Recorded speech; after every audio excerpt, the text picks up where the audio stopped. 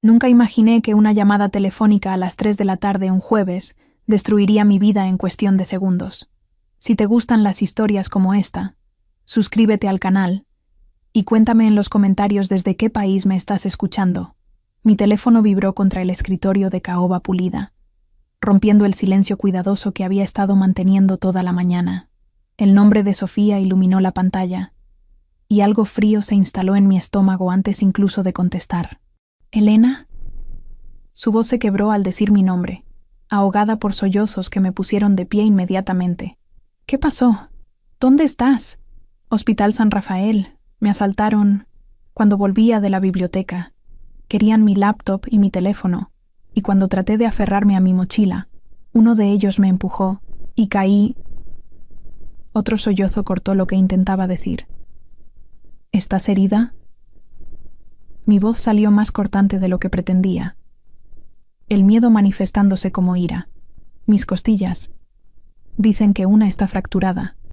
Elena, están diciendo que podría necesitar cirugía si el pulmón no se reexpande por sí solo. Su respiración sonaba superficial, dolorosa. Están pidiendo $12,000 por adelantado. El seguro no lo cubre porque el deducible es muy alto y yo... Voy para allá. Quédate ahí. Lo resolveré. Corté la llamada antes de que pudiera escuchar el pánico en mi respiración. $12,000. El número resonó en mi cabeza como una sentencia de muerte. Tenía tal vez $300 en mi cuenta corriente. Todo lo demás iba para la matrícula de Sofía en la universidad, sus libros, su alquiler en las residencias estudiantiles. Ser su tutora durante los últimos 9 años desde que nuestros padres murieron significaba que cada centavo que ganaba tenía un destino predeterminado y nunca sobraba nada. Llevaba 6 meses trabajando como secretaria ejecutiva de Mateo Valdés.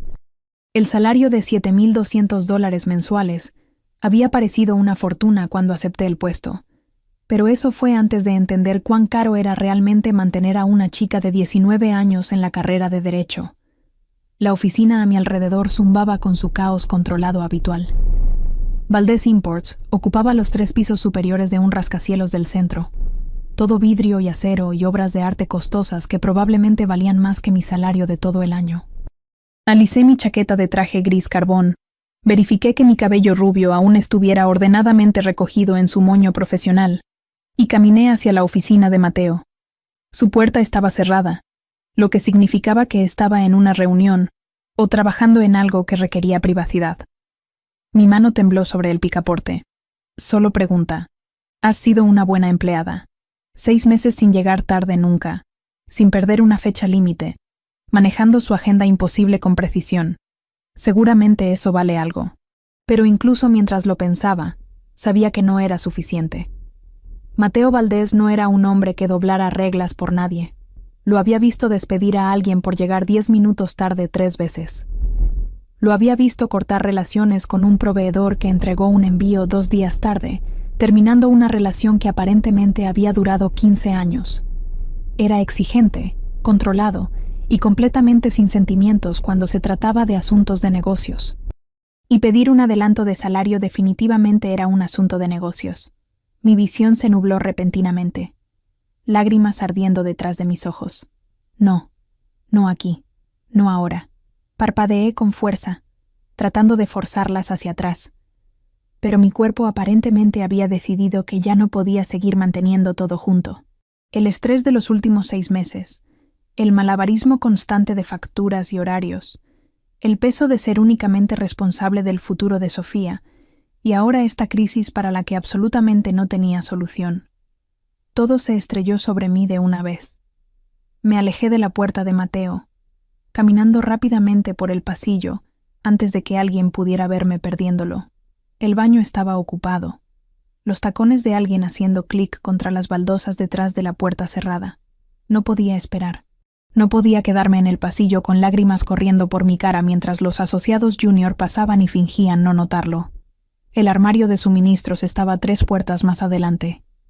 Había estado ahí docenas de veces recogiendo papel para impresora, o carpetas de archivo, o los bolígrafos caros que Mateo prefería para firmar documentos.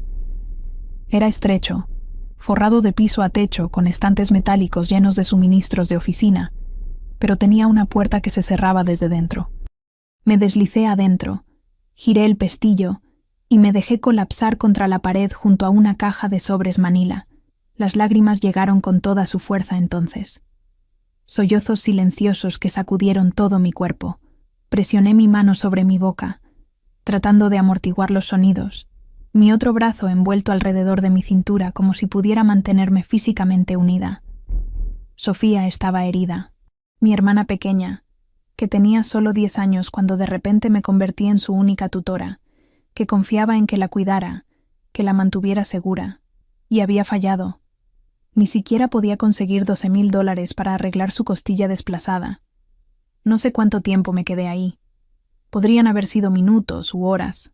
El tiempo tenía esa cualidad elástica que viene con las crisis, estirándose y comprimiéndose impredeciblemente. Eventualmente, las lágrimas disminuyeron. Mi respiración se estabilizó. Limpié mi cara con el dorso de mi mano, sabiendo que mi maquillaje probablemente estaba arruinado, pero incapaz de importarme mucho. Entonces el picaporte de la puerta se movió.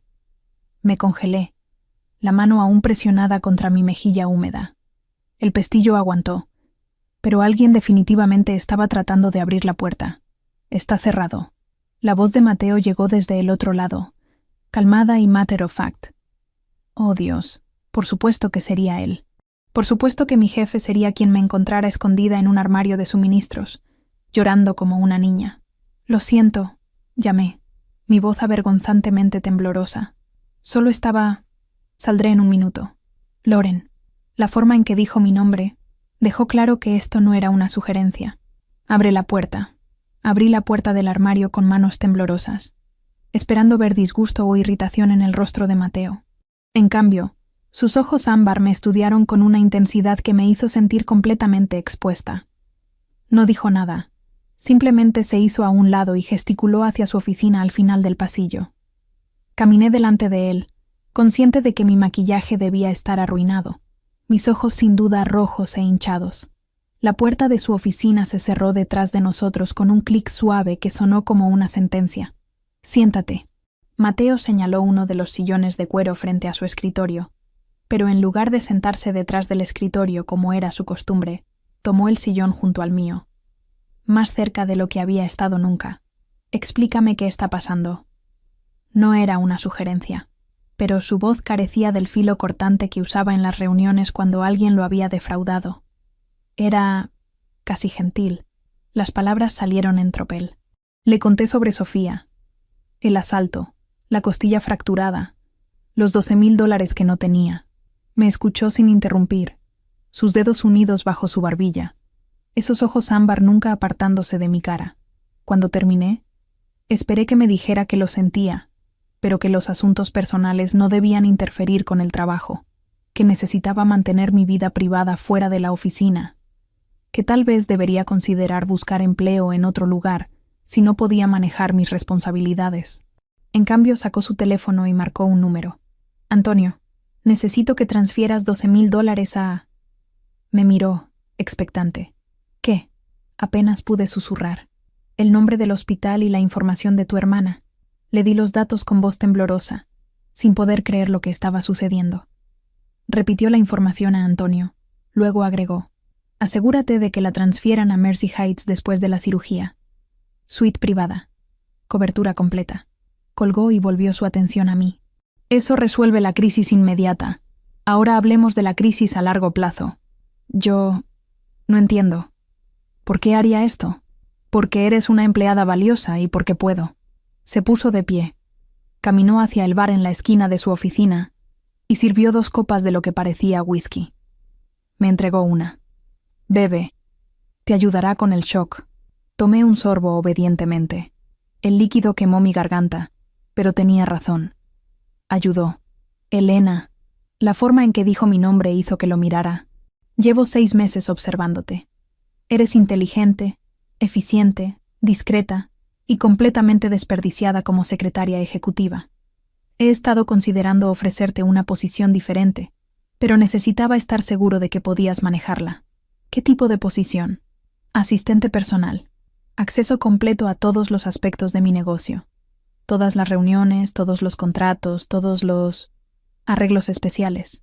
Algo en la forma en que dijo arreglos especiales me puso la piel de gallina. No entiendo qué significa eso. Significa que Valdez Imports no es exactamente lo que parece en la superficie. Se sentó de nuevo, inclinándose hacia adelante con los codos en las rodillas. La mayoría de nuestras operaciones son completamente legítimas, pero tenemos ciertos canales de importación que operan en áreas grises, acceso portuario facilitado por relaciones con funcionarios locales, servicios de seguridad proporcionados por personas con conexiones menos que legales, contratos de transporte que no aparecen en los registros oficiales. Mi estómago se apretó. Estoy diciendo que parte de mi negocio es ilegal. No tráfico de drogas. No trata de personas. Nada que lastime directamente a nadie. Pero definitivamente no es completamente legal. Sus ojos se clavaron en los míos.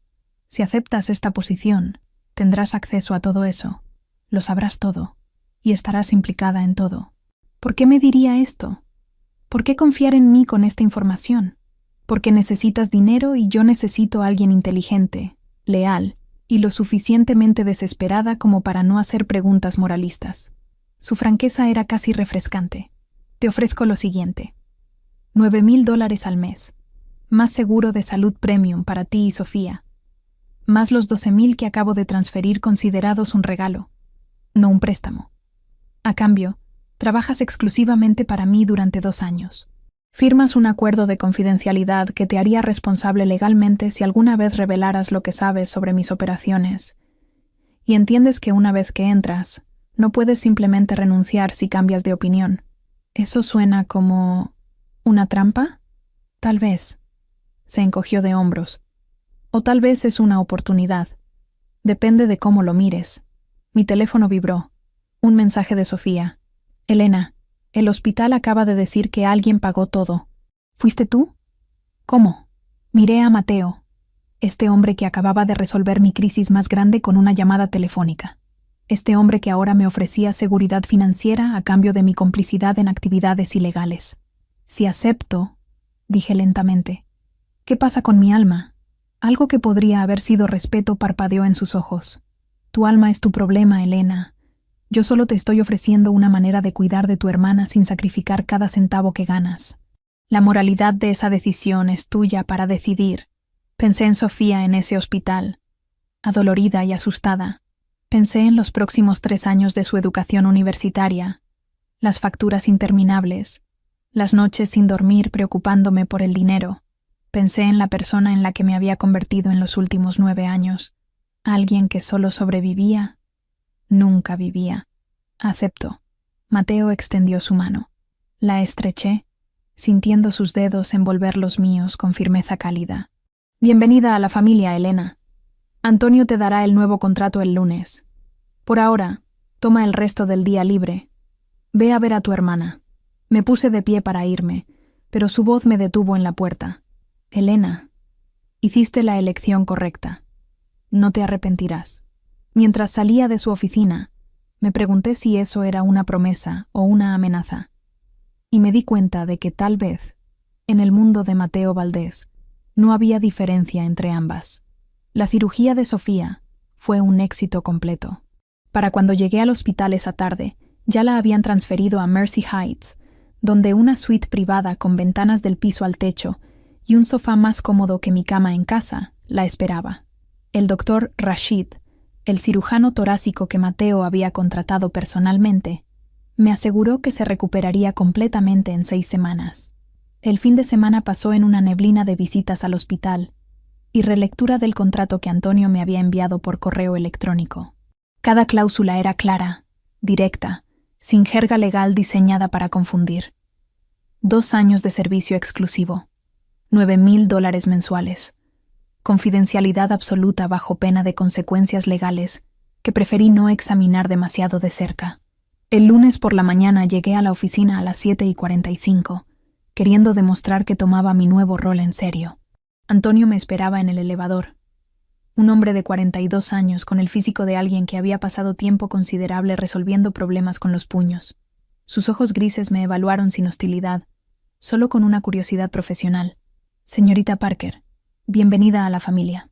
La forma en que dijo familia sonaba diferente a como cualquier jefe anterior había usado la palabra. El señor Valdés la está esperando. La oficina de Mateo se sentía diferente ahora que sabía lo que realmente sucedía ahí. Cada puerta cerrada representaba secretos. Cada conversación en voz baja, otro hilo en la red que había tejido a través de la ciudad. Puntual. Mateo levantó la vista cuando entré, asintiendo con aprobación. Aprecio eso. Empujó una carpeta gruesa a través del escritorio hacia mí. Tu primera tarea. Revisa estos contratos de transporte marítimo. Busca inconsistencias en los tiempos, discrepancias en las declaraciones de carga, cualquier lenguaje que pueda exponernos a escrutinio innecesario. Pasé las siguientes 4 horas sumergida en documentos que parecían completamente legítimos en la superficie. Acuerdos de importación y exportación, horarios de envío, documentación de aduanas que lucía oficial, pero tenía sutiles discrepancias que no habría notado una semana atrás. Encontré 3 conflictos de tiempo, 2 instancias de redundancia sospechosa y un contratista cuyo historial revelaba conexiones con organizaciones que definitivamente pondrían en riesgo las operaciones de Mateo. Excelente trabajo. Mateo revisó mis notas con expresión aprobatoria. Acabas de evitarme un problema significativo en unos 6 meses. Esa tarde asistí a mi primera reunión real. 4 hombres en trajes caros, hablando en eufemismos cuidadosos sobre territorio y arreglos y beneficios mutuos. Tomé notas. Mantuve mi expresión neutral e intenté no pensar demasiado en lo que estaba documentando. Mateo apenas reconoció mi presencia, lo cual aprecié. No estaba ahí para contribuir, solo para observar y registrar. Después, de vuelta en su oficina, explicó lo que realmente había presenciado. Acuerdos de protección para negocios que operan en áreas disputadas. Señaló mis notas. Este tipo aquí, Marcelo, controla 3 muelles en el puerto. Se asegura de que ciertos contenedores reciban procesamiento expedito. Este otro, Javier, tiene conexiones con funcionarios de aduanas que pueden hacer que la documentación problemática desaparezca si es necesario. ¿Sobornos? Pagos de facilitación. Su sonrisa fue irónica. El mundo funciona con base en quién conoces y qué te deben. Mis operaciones simplemente formalizan esas relaciones de maneras que los negocios tradicionales no reconocen. El martes traje otra reunión, esta vez con hombres que hablaban en rápido italiano. El miércoles, revisé transferencias financieras que pasaban por 3 países diferentes antes de llegar a su destino final. El jueves, documenté un arreglo con un servicio de seguridad privada que definitivamente cruzaba la línea hacia la extorsión. Para el viernes, entendía exactamente en qué me había metido. Mateo Valdés dirigía una operación sofisticada que difuminaba las líneas entre legal e ilegal, tan completamente que la mayoría de las personas involucradas probablemente no sabían de qué lado estaban. Controlaba acceso a instalaciones portuarias, influenciaba decisiones de autoridades, proporcionaba servicios de seguridad que se sobreponían con protección forzada y mantenía relaciones con personas que definitivamente tenían conexiones criminales. Pero había sido honesto sobre una cosa. No había violencia directa, no drogas, no tráfico humano. Su imperio estaba construido sobre influencia e información, no brutalidad. Esa tarde, mientras empacaba mis cosas para irme, Antonio apareció en mi nueva oficina, pequeña pero privada, junto a la de Mateo. Primer semana completada. Se apoyó contra el marco de la puerta. ¿Cómo te sientes? Como si hubiera cruzado una línea que no puedo descruzar. Bienvenida al club. Su expresión se suavizó ligeramente. Para lo que vale, el jefe no confía en mucha gente. El hecho de que confíe en ti significa algo. ¿Significa que soy lo suficientemente desesperada como para no hacer preguntas? ¿Significa que eres lo suficientemente inteligente como para entender que el mundo no es blanco y negro? Se enderezó para irse, luego se detuvo. Y que tienes razones para quedarte que van más allá del dinero. Eso te hace leal. Y la lealtad vale más que cualquier otra cosa en este negocio. Después de que se fue, me senté en mi nueva oficina, mirando las luces de la ciudad encendiéndose mientras caía la noche. Había hecho mi elección. Había firmado el contrato. Había pasado una semana documentando actividades ilegales y no había llamado a la policía. Ya no era solo Elena Parker, la hermana mayor luchando por mantener a flote a su familia. Era Elena Parker, cómplice, asociada, parte de la organización de Mateo Valdés. Y lo más aterrador de todo era que no me sentía tan mal al respecto como debería. Para la semana 4, había encontrado un ritmo que se sentía casi natural.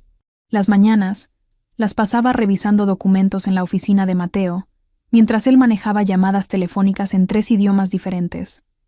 Las tardes las dedicaba a asistir a reuniones, donde el lenguaje codificado disfrazaba arreglos ilegales como si fueran simples acuerdos comerciales. Las noches las ocupaba compilando reportes que nunca verían el interior de una sala de tribunal. El trabajo en sí no era difícil. Las implicaciones morales eran algo que había aprendido a compartimentalizar, archivándolas en una caja mental etiquetada como compromisos necesarios. Lo que no había anticipado era a Mateo mismo. ¿Cómo va Sofía con química orgánica este semestre?, preguntó un miércoles por la mañana, sin levantar la vista de los contratos que estaba firmando. Me quedé paralizada a medio paso hacia su escritorio. ¿Cómo sabes que está tomando química orgánica? Lo mencionaste hace 2 semanas cuando explicabas por qué necesitabas salir temprano un viernes. Dijiste que ibas a ayudarla a estudiar para un examen. Finalmente me miró, una ligera sonrisa en sus labios. ¿Aprobó? Sí. Sacó una B+. Bien. Esa materia es brutal. Yo apenas la aprobé cuando estaba en la universidad. Volvió a los contratos. Hay un fisioterapeuta excelente cerca del campus de Sofía, Dr. Ramírez. Si todavía tiene molestias por las costillas, puede ayudarle con ejercicios de movilidad. Te enviaré su información. No era solo Sofía. Sabía que ella trabajaba como voluntaria en una clínica de asistencia legal los fines de semana, que quería especializarse en defensa criminal, que había tenido problemas para adaptarse a las residencias estudiantiles durante su primer año. Cuando mencioné que había estado comiendo demasiada comida de cafetería, me recomendó 3 restaurantes cerca de su campus que tenían menús saludables y precios razonables para estudiantes. Era desconcertante. Esta atención a los detalles de mi vida que no tenía nada que ver con el trabajo. El jueves de esa semana, me llamó a su oficina al final del día. Necesito que revises algunos contratos esta noche. Son demasiado sensibles para dejar aquí. Guardó varios archivos en su maletín. Ven a mi apartamento. Podemos trabajar desde ahí. El apartamento de Mateo estaba en el piso superior de un edificio histórico que había sido completamente renovado. Ventanales del piso al techo, techos de 4 metros de altura y una decoración que era elegante sin ser ostentosa. Pero lo que me dejó sin aliento fue la biblioteca. Una pared entera de estantes de suelo a techo, llenos de libros que claramente habían sido leídos. No eran decoración. Las páginas estaban marcadas, los lomos mostraban signos de uso frecuente, había notas adhesivas sobresaliendo de docenas de volúmenes. Puedes mirar si quieres. Mateo me había visto observando los estantes mientras él preparaba café en la cocina abierta. La mayoría son filosofía, historia, teoría económica, algunos clásicos de literatura que mi tío Giuseppe me hizo leer cuando era adolescente. Me acerqué a los estantes como si estuviera en un museo. Platón, Aristóteles, Maquiavelo, Adam Smith, Marx, Keynes. Novelas de Dostoyevsky y Tolstoy, con páginas tan gastadas que parecían a punto de desintegrarse. Saqué un ejemplar particularmente desgastado de Meditaciones de Marco Aurelio.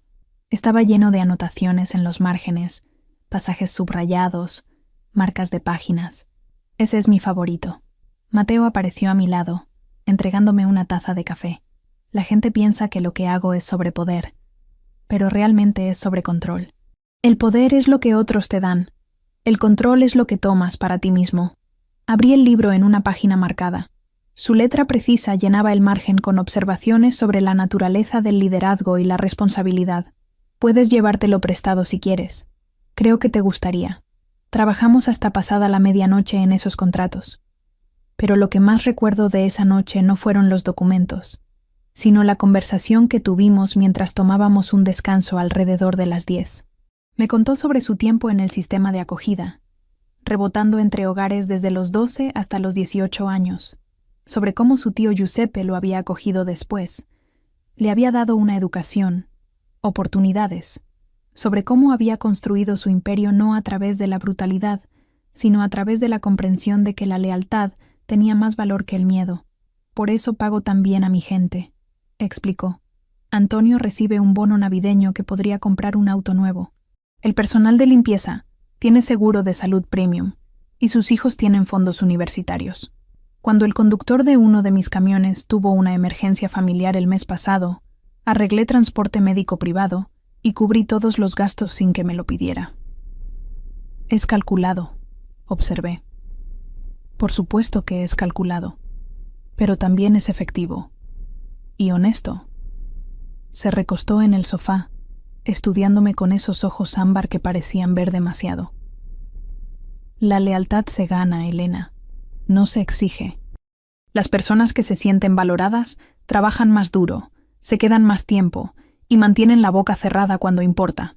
Conduje a casa esa noche con el libro de Marco Aurelio en el asiento del pasajero, mi mente dando vueltas, no solo por los contratos que había revisado, sino por el hombre que me los había mostrado.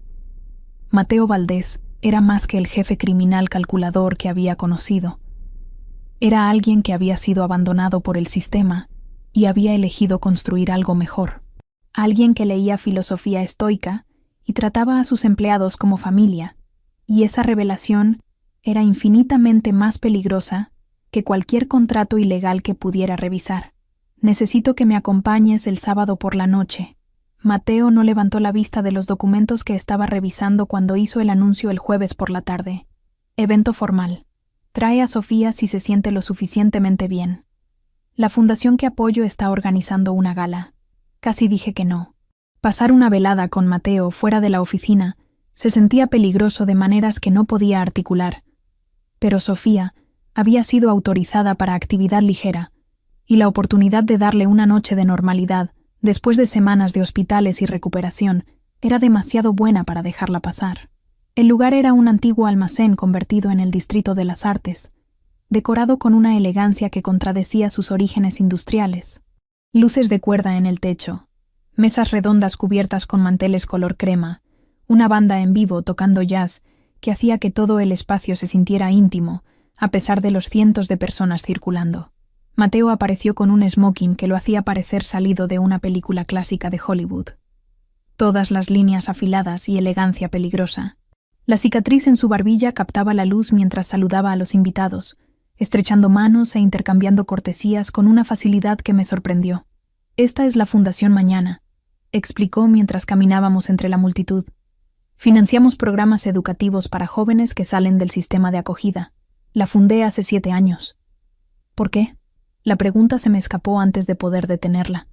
Su expresión cambió, algo crudo parpadeando en sus rasgos, antes de que la máscara se acomodara de nuevo en su lugar. Porque yo fui uno de esos chicos una vez. Sistema de acogida desde los 12 hasta los 18, rebotando entre hogares, sin que a nadie le importara si me graduaba o terminaba en las calles. Hizo una pausa, mirando a los jóvenes que se reunían cerca del escenario.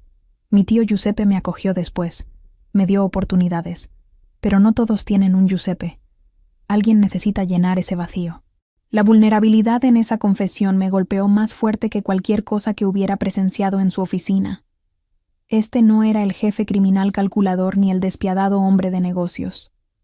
Este era un hombre que había sido abandonado por el sistema y había elegido construir algo mejor para otros que experimentaban el mismo destino.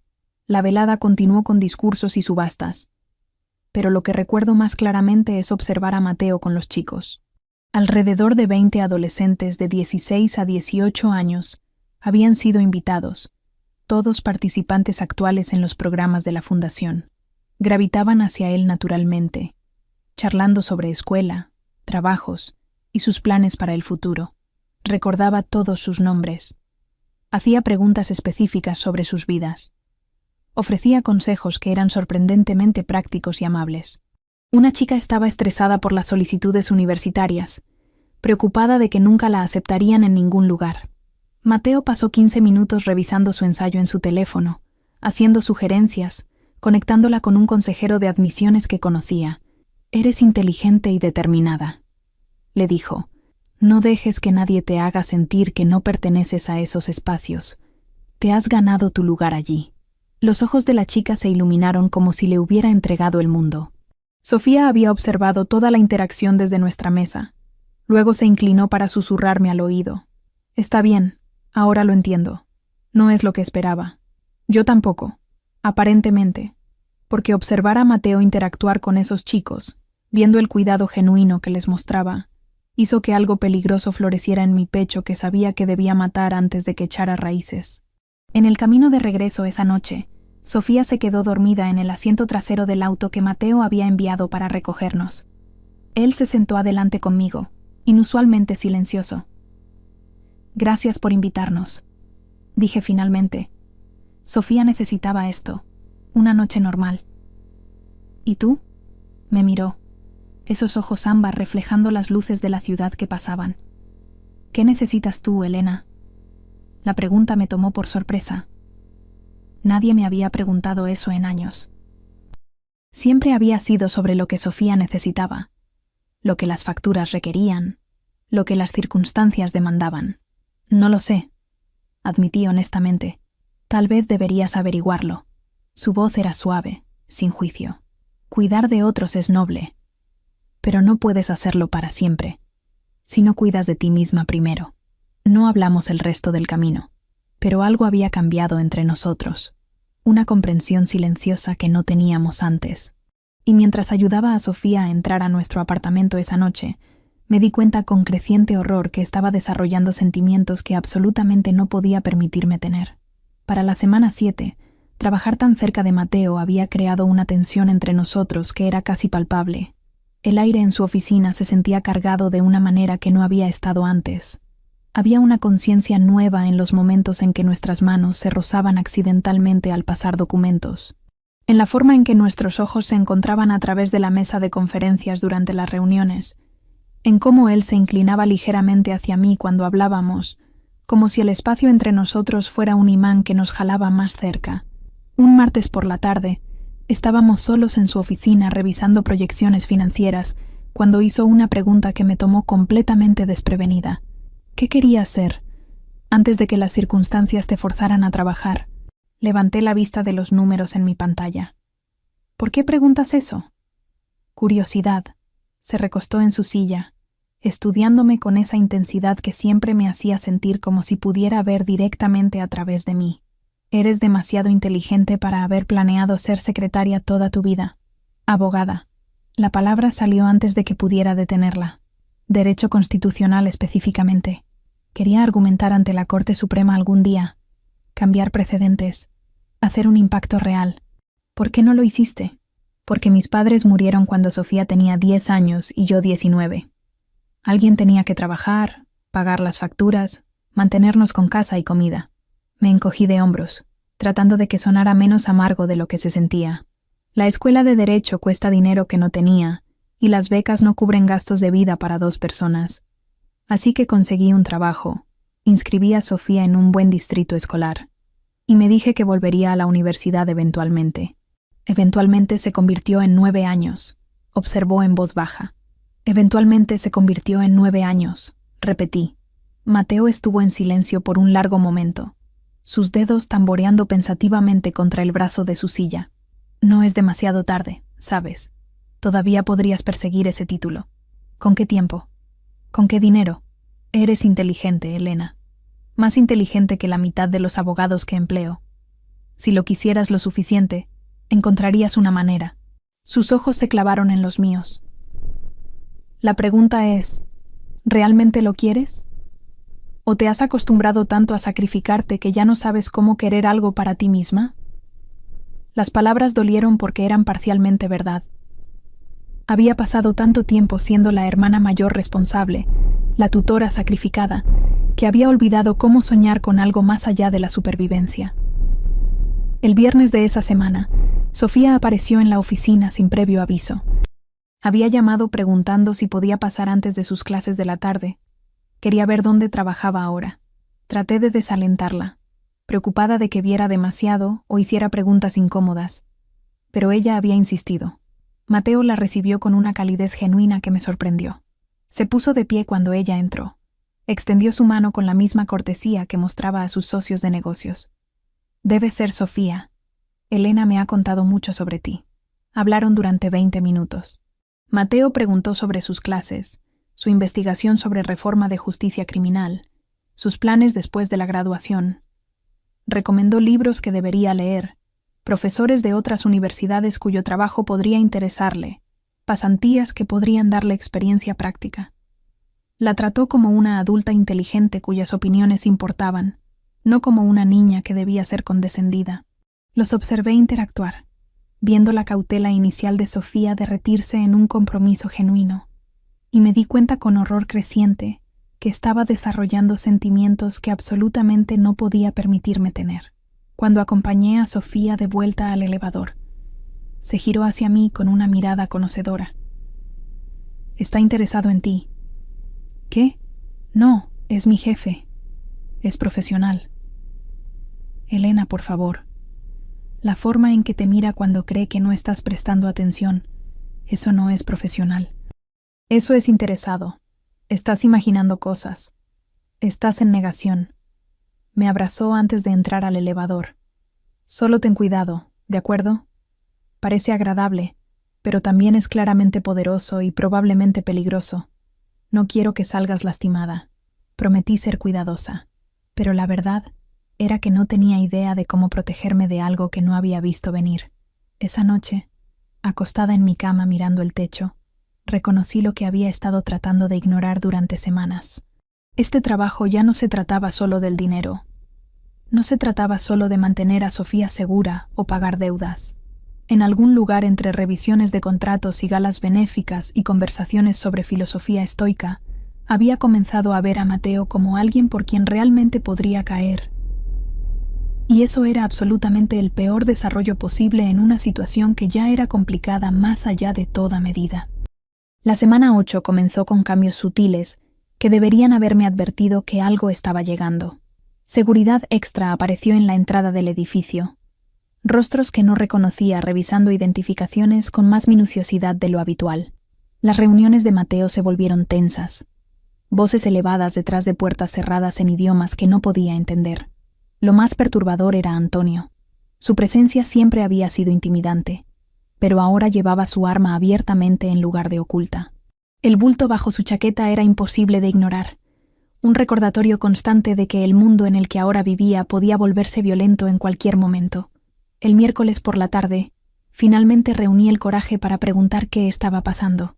Mateo estaba solo en su oficina, mirando por las ventanas del piso al techo hacia la ciudad abajo, las manos en los bolsillos, los hombros tensos de una manera que nunca había visto. «Disputa territorial», dijo sin volverse. «Hay un hombre llamado Víctor Kozlov, ruso. Ha estado expandiendo sus operaciones hacia áreas que yo controlo. Cree que puede empujarme y absorber mi negocio. ¿Puede?» Finalmente se giró para mirarme, y algo frío brilló en esos ojos ámbar. «No, pero va a ponerse feo antes de que se resuelva». Se acercó, su expresión suavizándose ligeramente. «Necesito que seas extremadamente cuidadosa. Varía tus rutas a casa. No te quedes hasta tarde a menos que yo esté aquí. Mantén tu teléfono cargado en todo momento. Y si alguna vez ves algo o alguien que te haga sentir incómoda, llamas a Antonio inmediatamente. ¿Estoy en peligro? Espero que no. Pero prefiero ser precavido». Su mandíbula se tensó. «No te traje aquí para ponerte en peligro, Elena.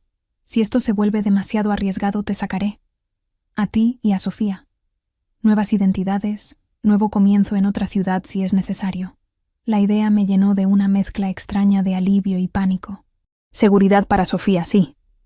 Pero también significaría dejar a Mateo. Y esa perspectiva dolía más de lo que quería admitir. Los siguientes días pasaron sin incidentes. Solo la tensión constante y la presencia pesada de seguridad armada. Para el jueves de la semana 9, había comenzado a relajarme ligeramente. Tal vez el peligro había sido exagerado. Tal vez Víctor había decidido que no valía la pena desafiar a Mateo. Esa tarde me quedé tarde revisando manifiestos de envío que necesitaban ser finalizados antes del viernes. Mateo y Antonio habían salido para una reunión al otro lado de la ciudad una hora antes. La oficina se sentía más vacía de lo usual. La mayoría del personal se había ido a las 6. Estaba profundamente concentrada en las hojas de cálculo cuando lo escuché. No fue un estruendo ni nada dramático, solo voces en el pasillo que no pertenecían. hablando ruso en tonos urgentes y cortantes. Cada instinto gritó peligro. Apagué mi monitor, agarré mi teléfono y me metí debajo del escritorio masivo de Mateo. El espacio era estrecho, apenas lo suficientemente grande para mi cuerpo, pero la madera sólida proporcionaba alguna ilusión de seguridad. La puerta de la oficina se abrió de golpe. Pasos, al menos 2 pares, moviéndose rápidamente por la habitación. Escuché cajones siendo abiertos bruscamente, papeles siendo revueltos, el sonido de alguien revisando los archivos de Mateo. Mi corazón martilleaba tan fuerte que estaba segura de que lo escucharían. Presioné mi mano sobre mi boca, tratando de controlar mi respiración, haciéndome más pequeña, invisible. «Nada aquí», dijo una voz con acento pesado en inglés. «Revisar computadora». Más pasos acercándose. Vi botas a centímetros de donde me acurrucaba. Cuero caro que probablemente costaba más que mi renta mensual. La silla se movió cuando alguien se sentó en el asiento de Mateo directamente arriba de mí. Teclas haciendo clic. Maldiciones frustradas. Protegida con contraseña. Necesitamos más tiempo. No tenemos tiempo, respondió otra voz. Víctor dijo entrar y salir. 10 minutos máximo. Entonces tomamos disco duro. Lo craqueamos después. La silla rodó hacia atrás repentinamente y me encontré mirando a la cara de un hombre mientras se agachaba para mirar debajo del escritorio. Joven, tal vez de unos 20 y tantos, con ojos fríos que se abrieron con sorpresa cuando me vio. «Tenemos problema», llamó a su compañero. Las manos se extendieron hacia mí. Hice lo único que se me ocurrió. Grité tan fuerte como pude y pateé con fuerza, golpeándolo en la rodilla. Él maldijo, tropezó hacia atrás y me arrastré fuera del escritorio en la dirección opuesta. El segundo hombre bloqueó la puerta, más alto, más ancho, sosteniendo algo oscuro y metálico que mi cerebro registró como un arma antes de que el pensamiento consciente pudiera alcanzarlo. «No te muevas», ordenó. Me congelé, las manos levantadas, la mente corriendo a través de imposibilidades. No había salida, no había ventanas que pudiera alcanzar, no había salida secundaria, no había arma que pudiera agarrar. Solo yo y 2 hombres armados que habían venido buscando información y habían encontrado un testigo. El primer hombre se recuperó, avanzando hacia mí con furia escrita en sus rasgos. «Vienes con nosotros. Ni en sueños». Agarré lo primero que mi mano encontró, un pesado pisapapeles de cristal del escritorio de Mateo, y lo balanceé con fuerza contra su sien. El impacto sacudió mi brazo, envió dolor disparándose hasta mi hombro, pero él cayó con fuerza, sangre brotando inmediatamente del corte. El segundo hombre levantó su arma. El tiempo se ralentizó, todo cristalizándose en enfoque agudo. Iba a morir en la oficina de Mateo Valdés, asesinada por rusos buscando ventaja en una guerra que apenas entendía. Entonces la puerta estalló abierta detrás del pistolero. Antonio se movió como violencia encarnada, más rápido de lo que debería ser posible para un hombre de su tamaño. Golpeó al ruso por detrás, el arma disparándose hacia el techo, yeso lloviendo mientras luchaban. Más hombres entraron en tropel. El equipo de seguridad de Mateo, armas desenfundadas, gritando órdenes en inglés e italiano. La habitación estalló en caos. Puños y disparos y cuerpos golpeando muebles. Me presioné contra la pared, tratando de hacerme invisible de nuevo, observando la violencia desplegarse con el extraño desapego del shock. Terminó en menos de 1 minuto. Ambos rusos en el suelo, uno inconsciente y sangrando, el otro gimiendo pero restringido. Antonio tenía un corte en la mejilla, pero por lo demás parecía ileso. Cruzó hacia mí en 3 zancadas, revisándome con eficiencia profesional. «¿Estás herida?» Miré hacia abajo, vi sangre en mi manga, un corte largo a lo largo de mi antebrazo donde algo afilado me había atrapado durante la lucha. La vista de ello hizo que mis rodillas se debilitaran, la adrenalina finalmente estrellándose y llevándose mi equilibrio con ella. «Solo eso», susurré. «Creo que estoy bien». Antonio me guió hacia el sofá en la esquina de la oficina, presionando una toalla limpia contra mi brazo. «Mateo viene en camino. Llegará en 5 minutos». Y mientras me sentaba temblando, la toalla volviéndose roja contra mi piel, me di cuenta de que el peligro que había estado temiendo durante semanas finalmente había llegado. Y sobreviví. Apenas. Antonio estaba presionando la toalla contra mi brazo cuando escuché pasos apresurados en el pasillo. Mateo irrumpió en la oficina con una furia tan controlada que era más aterradora que cualquier explosión de ira. Sus ojos barrieron la escena, registrando los rusos en el suelo, el daño a su oficina, y finalmente se clavaron en mí sentada en el sofá con sangre empapando la toalla. ¿Qué pasó? Su voz era peligrosamente calmada. Antonio le dio un informe rápido y eficiente mientras Mateo cruzaba hacia mí. Se arrodilló frente al sofá. Apartó suavemente la toalla de Antonio para examinar el corte en mi brazo. Sus manos eran sorprendentemente delicadas para alguien capaz de tanta violencia.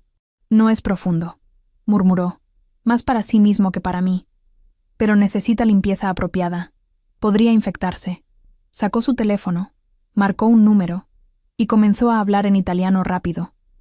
Capché palabras como inmediatamente y mi casa antes de que colgara. Antonio se puso de pie, toda autoridad y comando. Limpia esto. Deshazte de estos dos como discutimos. No quiero rastros para mañana. ¿A dónde los llevo? A Víctor, con un mensaje muy claro sobre lo que pasa cuando envía gente a mi territorio. Sus ojos se endurecieron, y asegúrate de que entiendan que tuvieron suerte. La próxima vez no habrá cortesía de devolverlos. Antonio asintió y comenzó a dar órdenes al equipo de seguridad. Mateo volvió su atención a mí. ¿Puedes caminar? Creo que sí. Me ayudó a levantarme, su mano firme en mi espalda. Mis piernas temblaban, pero me sostuvieron. Recogió mi bolso y mi abrigo, guiándome fuera de la oficina y por el pasillo hacia el elevador privado que nunca había usado. ¿A dónde vamos? A mi casa. Si Víctor sabe dónde trabajas, sabe dónde vives. No puedo arriesgarme a que envíen más hombres a tu apartamento. ¿Y Sofía? Ya envié gente a buscarla. Estará en un lugar seguro en 30 minutos. No te preocupes. El viaje fue un borrón. Mateo condujo en silencio, su mandíbula tensa, una mano en el volante y la otra ocasionalmente moviéndose para verificar que yo seguía bien. Salimos de la ciudad hacia las afueras, pasando a través de portones de seguridad hasta que llegamos a una propiedad que solo podía describirse como una fortaleza. 5 acres rodeados de muros altos, cámaras de seguridad visibles cada pocos metros, guardias patrullando el perímetro. La casa en sí era impresionante, toda vidrio y acero moderno, con líneas limpias que de alguna manera se sentían tanto elegantes como defensivas. «Bienvenida a mi verdadero hogar», dijo mientras aparcaba en un garaje que contenía al menos 6 vehículos. El apartamento en la ciudad es conveniente, pero esto es donde vengo cuando necesito privacidad real. Dentro, me guió a un baño en la planta baja equipado como un pequeño consultorio médico. Me hizo sentar en el mostrador mientras reunía suministros de un armario que contenía más equipo médico del que la mayoría de la gente guardaba en casa. ¿Haces esto seguido?, pregunté, viendo la colección de vendajes, antisépticos y suturas. Lo suficiente como para estar preparado. Comenzó a limpiar mi brazo con una gentileza que contrastaba completamente con la violencia que había visto en su oficina. «Esto va a arder», ardió. Mordí mi labio para no gritar cuando el antiséptico tocó la herida abierta. Mateo trabajó rápida pero cuidadosamente, limpiando cada centímetro del corte antes de examinar los bordes.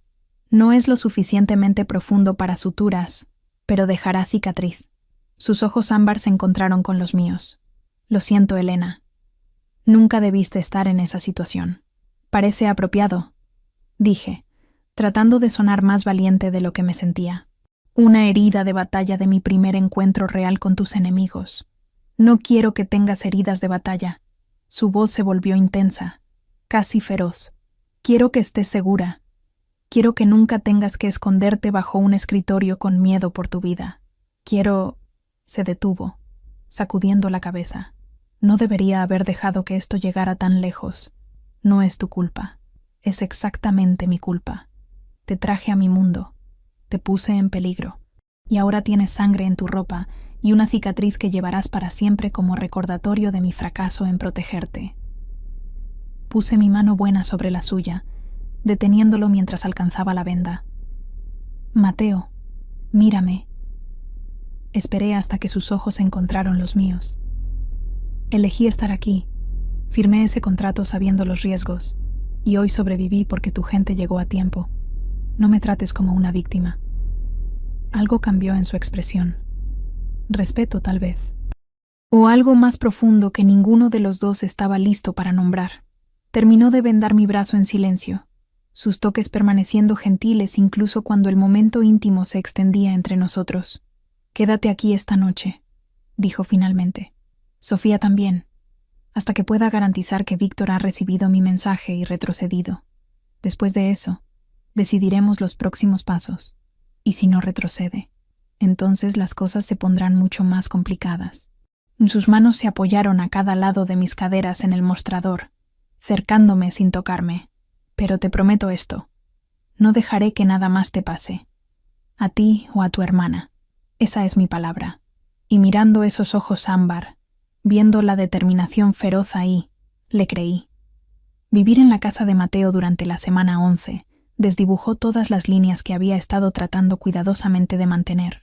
Lo que había sido una relación estrictamente profesional se transformó en algo mucho más peligroso por la simple proximidad constante. Las mañanas comenzaban con café compartido en la cocina enorme, los dos en ropa cómoda, en lugar de trajes de negocios. Desayunos silenciosos, donde nuestras manos se rozaban al alcanzar la cafetera, donde nuestros ojos se encontraban sobre el borde de las tazas humeantes.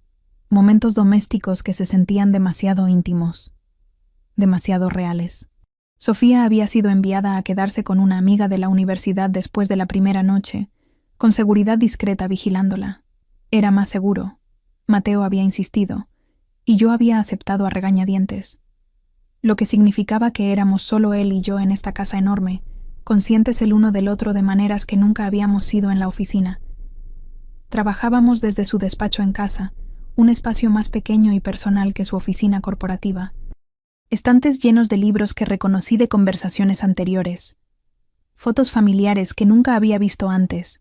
Un sofá de cuero donde a veces nos sentábamos lado a lado revisando contratos con nuestros muslos casi tocándose. Los pasillos por la noche eran tortura, sabiendo que él dormía al otro lado de una pared, escuchando el agua de su ducha corriendo, consciente de cada movimiento, cada sonido, cada momento en que nuestras vidas se entrelazaban más allá de lo profesional. Era miércoles por la tarde cuando finalmente se rompió la tensión. Estábamos en su despacho, yo supuestamente leyendo un contrato, pero realmente observándolo trabajar.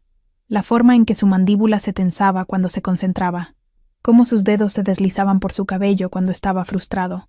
La intensidad en esos ojos ámbar cuando finalmente se dio cuenta de que lo estaba mirando.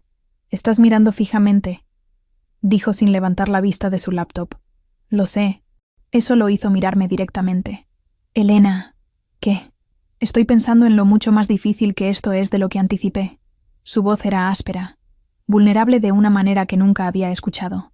«Tenerte aquí, estar tan cerca y mantener límites apropiados». ¿Quién dice que los límites son apropiados? Se puso de pie tan abruptamente que su silla rodó hacia atrás.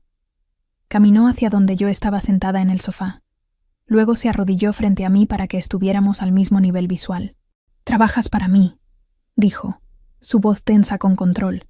«Estás aquí porque te estoy protegiendo de enemigos que yo creé. El desequilibrio de poder por sí solo hace que cualquier relación entre nosotros sea problemática. Agregue el hecho de que tu seguridad depende de mí, que estás viviendo en mi casa porque tu vida está en peligro por mi culpa». Sacudió la cabeza. «Sería aprovecharme de ti en el peor momento posible. Deja de decidir lo que merezco». Mi propia frustración finalmente estalló. «Soy una adulta. Puedo tomar mis propias decisiones. He pasado 3 meses observándote, Mateo. Viéndote con tus empleados, con esos chicos en la gala, con Sofía. Esto no es gratitud. No es el síndrome de Estocolmo ni ninguna otra excusa psicológica que estás preparando en tu cabeza. Entonces, ¿qué es? Me estoy enamorando de ti». Las palabras salieron como una confesión, una rendición. Y eso me aterroriza más que cualquier ruso con un arma. Por un momento, ninguno de los dos se movió. Los ojos de Mateo buscaron los míos, buscando duda, buscando miedo, encontrando solo verdad. Entonces me besó. No fue gentil. Fue meses de tensión contenida finalmente liberándose. Sus manos se enredaron en mi cabello, mi mano buena jalándolo más cerca mientras la otra, todavía vendada, descansaba contra su pecho sintiendo su corazón martilleando tan rápido como el mío. Sabía a café y a promesas peligrosas. Sabía cómo cruzar una línea que no podríamos descruzar. Y fue exactamente por eso que lo aparté. No puedo. Las palabras salieron rotas, desesperadas. Mateo, no puedo. Podrías morir. Esta guerra con Víctor, estas cosas que haces, cualquier día podrías no volver a casa. Y si algo me pasa por estar contigo, Sofía se queda sola. Ya perdió a sus padres. No puedo arriesgarme a dejarla completamente. Se alejó, pasándose las manos por el cabello, respirando con dificultad. Cuando finalmente habló, su voz estaba más controlada pero no menos intensa. Entonces esperaré. ¿Qué? Esperaré. ¿Cuánto tiempo necesites? Hasta que Víctor ya no sea una amenaza, hasta que Sofía se gradúe, hasta que te sientas segura de que amarme no pondrá en riesgo todo lo que has construido para ella. Sus ojos encontraron los míos con una determinación feroz. Porque ahora que sé que sientes lo mismo, Elena, puedo esperar. He esperado toda mi vida por algo real. Puedo esperar un poco más. Y mirándolo ahí, este hombre peligroso haciendo la promesa más imposiblemente romántica, supe que ya era demasiado tarde para proteger mi corazón. Ya era suyo, sin importar cuánto tiempo tuviera que esperar para reclamarlo. La llamada llegó durante la cena de la semana 12. El teléfono de Mateo vibró en la mesa, y vi cómo su expresión se oscurecía mientras escuchaba. Habló en italiano rápido, su voz volviéndose más dura con cada palabra. Cuando colgó, su mandíbula estaba tensa de una manera que no había visto antes. Víctor tiene a Pablo, Pablo Herrera, su hombre de confianza que manejaba todos los registros financieros. Lo había conocido brevemente en una reunión. Un hombre mayor con ojos inteligentes y una lealtad inquebrantable a Mateo. ¿Qué quiere Víctor? Una reunión. Territorio neutral. Solo él y yo. Sin guardaespaldas, sin armas. Solo una conversación entre hombres de negocios. La ironía en su voz era amarga. Dice que si acepto, liberará a Pablo sin lastimarlo. Si me niego, Pablo muere y esto se convierte en guerra total. Es una trampa. Obviamente es una trampa. Se puso de pie, caminando hacia la ventana con las manos en los bolsillos. Pero si no voy, ejecutan a Pablo para demostrar que me hicieron parecer débil. Mi gente necesita saber que protejo a los míos, sin importar el costo. Antonio llegó 30 minutos después con 3 de los hombres más confiables de Mateo. Se encerraron en el despacho durante 2 horas, voces elevadas discutiendo estrategias, planes de contingencia, lo que hacer si las cosas salían mal. Yo me senté en la sala, incapaz de trabajar, incapaz de pensar en otra cosa que no fuera Mateo caminando hacia una emboscada. Cerca de medianoche, los hombres finalmente se fueron. La casa quedó en silencio excepto por el sonido de mis propios pensamientos acelerados.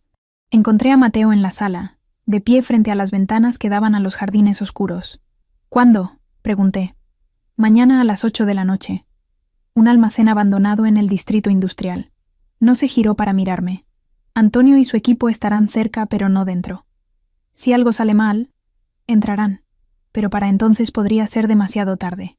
Me acerqué hasta que estuve a su lado. «Estás asustado». Fue más una afirmación que una pregunta. Finalmente me miró, y la vulnerabilidad en esos ojos ámbar me rompió el corazón. Estoy aterrorizado. La confesión sonó arrancada de él. No por mí mismo. He estado en situaciones peligrosas antes, pero ahora tengo algo que perder. Alguien que me importa más que cualquier territorio o negocio. Sus dedos rozaron mi mejilla. Ahora tengo tú.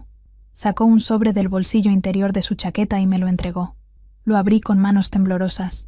Dentro había un cheque por $100,000, una carta de recomendación detallada dirigida a firmas legales prestigiosas, documentos de cuentas bancarias a mi nombre y un fondo fiduciario completo para la educación de Sofía. Si algo sale mal mañana, dijo en voz baja, estarás cuidada, tú y Sofía. Antonio tiene instrucciones de asegurarse de que ambas lleguen a donde quieran ir, con nuevas identidades si es necesario. La casa, los autos, todo está en fideicomiso para ti. Mateo, no puedes... Déjame hacer esto. Me interrumpió, tomando mis manos entre las suyas. Déjame saber que si lo peor sucede, Al menos las personas que amo estarán seguras. Lo besé para hacerlo callar, para detener las palabras que sonaban demasiado a despedida. Cuando nos separamos, ambos estábamos respirando con dificultad. «Quédate conmigo esta noche», susurré contra sus labios. «Si mañana puede no existir, quiero hoy. Todo de ti, Elena. No me hagas esperar cuando podríamos no tener tiempo». Mis dedos encontraron los botones de su camisa. «Te amo. Y si esta es nuestra única oportunidad, no voy a desperdiciarla por miedo». Nos movimos juntos por la casa hasta su habitación. No hubo más palabras, solo manos explorando, labios encontrándose. Dos personas desesperadas por conectar antes de que el amanecer trajera incertidumbre. Hicimos el amor 3 veces esa noche. Con urgencia la primera vez, con ternura la segunda, con desesperación la tercera mientras el cielo comenzaba a aclararse con el amanecer. En la oscuridad previa al alba, acostada en sus brazos, finalmente hablé. «Vuelve a mí mañana. Lo intentaré». Su voz era ronca por el sueño y la emoción. «Eso no es lo mismo que prometer que volverás. Es la única promesa que puedo hacer honestamente». Me besó la frente, el gesto tan gentil que las lágrimas finalmente cayeron. «Pero te prometo esto. Lucharé con todo lo que tengo para volver, porque ahora sé lo que me está esperando si sobrevivo». Nos quedamos despiertos hasta que el sol iluminó completamente la habitación, memorizando cada detalle del otro, preparándonos para la posibilidad de que este fuera nuestro último amanecer juntos. Las horas pasaron con una lentitud tortuosa. Mateo se había ido a las 6 de la tarde, besándome como si fuera la última vez. Ahora eran las 8:43, y mi teléfono seguía en silencio. Entonces vibró. «Antonio. Está vivo. 15 minutos. Consigue el kit médico».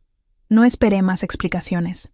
Corrí al baño donde Mateo guardaba los suministros médicos, mis manos temblando mientras reunía vendajes, antisépticos, todo lo que pudiera necesitar.